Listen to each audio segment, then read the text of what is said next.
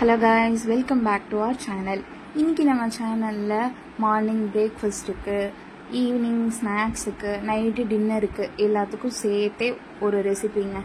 நீங்கள் அதை எப்போ வேணாலும் வச்சு சாப்பிடலாம், சலிக்கவே சலிக்காது. அது என்ன ரெசிபின்னு தானே பார்க்குறீங்க? ஆமாங்க, பஞ்சு மாதிரி உள்ள ஆப்பம் எப்படி செய்யலான்னு பார்க்கலாமா? அதுக்கு ஃபஸ்ட்டு ஒரு பவுலில் ஒரு 1.5 டீஸ்பூன் அளவுக்கு ஈஸ்ட் வந்து எல்லா பேக்கரியிலையுமே கிடைக்குங்க. நான் இன்னைக்கு 1.5 டீஸ்பூன் அளவுக்கு எடுத்திருக்கேன் ஈஸ்ட்டு. ஸோ நீங்களும் அதே அளவு எடுத்துக்கோங்க, 1.5 டீஸ்பூன். நீங்கள் எந்த ஸ்பூனில் மெஷர் பண்ணுறீங்களோ அதே ஸ்பூனில் 1.5 டீஸ்பூன் அளவுக்கு சர்க்கரை சேர்த்துக்கோங்க. நீங்கள் எவ்வளோ வந்து கரெக்டாக சேர்க்குறீங்களோ அவ்வளோக்கு அவ்வளோ உங்களுக்கு வந்து ஈஸ்ட்டும் சுகரும் சேர்ந்து நல்லா ஆக்டிவேட் ஆகி உங்களுக்கு இன்ஸ்டண்ட்டாக ஆப்பம் ஊற்றுறதுக்கு ரொம்பவே ஈஸியாக இருக்குங்க. ஸோ இப்போ இது கூட நான் வந்து கொஞ்சம் கொஞ்சமாக வாட்ரு, நல்லா ஒரு வார்ம் வாட்டர், ரொம்பவும் சூடு வேண்டாம், ஓரளவுக்கு பொறுக்கிற சூடு இருந்தால் போதும், அதை ஊற்றி கொஞ்சம் கொஞ்சமாக கலந்து விட்டுக்கோங்க. ரொம்ப கெட்டியாக இருக்கக்கூடாது, கொஞ்சம் தண்ணியாக ஒரு மாதிரி ஸ்லைமியாக இருக்கும்ல, அந்த கன்சிஸ்டன்சி இருக்கணும். நான் காட்டுறேன். இந்த மாதிரி கொஞ்சம் கொஞ்சமாக தண்ணி சேர்த்து நல்லா அடித்து கலந்துக்கோங்க. நான் வீடியோவில் காட்டுற மாதிரி இந்த மாதிரி அடித்து கலந்து இதை ஒரு 1/4 மணி நேரம் அப்படியே வச்சுக்கலாங்க.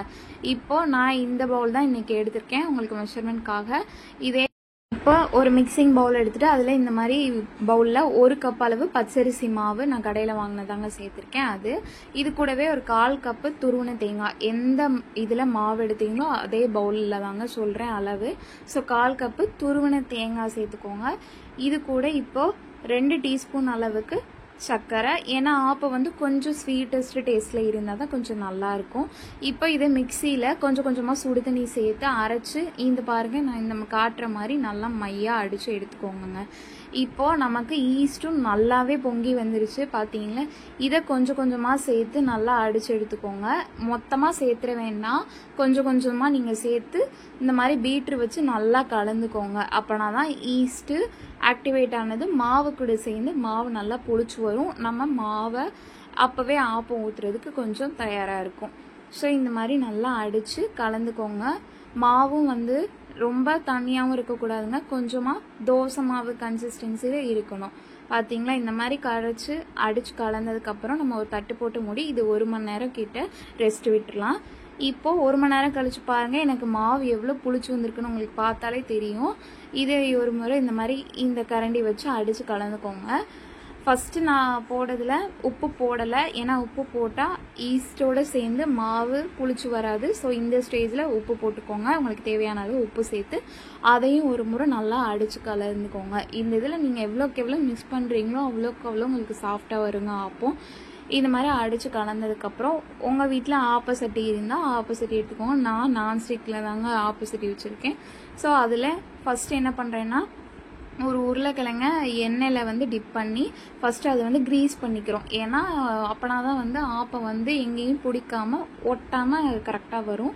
ஸோ நீங்கள் ஆயில் ப்ரஷ் வச்சுருந்தீங்க, இல்லை துணி தோசைக்கல்லில் எண்ணெய் தடவுறதுக்கு துணி வச்சுருந்தீங்க அப்படின்னா அது கூட யூஸ் பண்ணிக்கலாம். நாங்கள் எப்போவுமே உருளைக்கிழங்கு தாங்க யூஸ் பண்ணுவோம். ஸோ அதனால் அதை ஃபஸ்ட்டு நான் எண்ணெய் வச்சு க்ரீஸ் பண்ணிக்கிட்டேன்.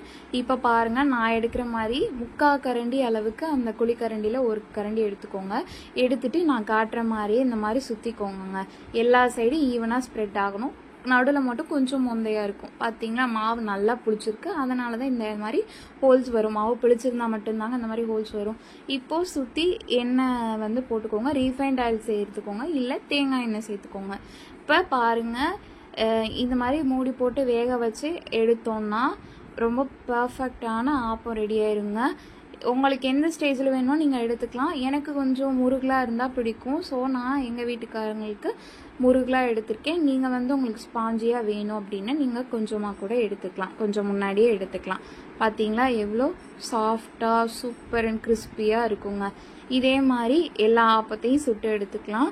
நீங்கள் உங்கள் வீட்டில் ஆப்போசிட்டியில் ஊற்றுவீங்களா, இல்லை கடாய் எதனா ஊற்றுவீங்களான்னு எனக்கு கமெண்ட்ஸில் சொல்லுங்கள். ஏன்னா முக்கால்வாசி ஆப்போசிட்டி யூஸ் பண்ண மாட்டாங்க, எனக்கு தெரிஞ்சு கடாயில் தான் நிறையா பேர் யூஸ் பண்ணிகிட்டு இருக்காங்க. ஸோ நீங்கள் எதில் ஆப்பம் சுடுவீங்கன்னு எனக்கு மறக்காமல் கீழே கமெண்ட்ஸில் சொல்லுங்கள்.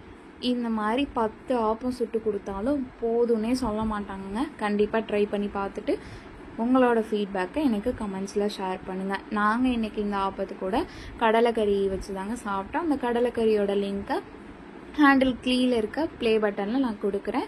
வேணுன்னா செக் பண்ணி பாருங்கள். செக் பண்ணி பார்த்துட்டு வீட்டில் ட்ரை பண்ணி பாருங்கள்.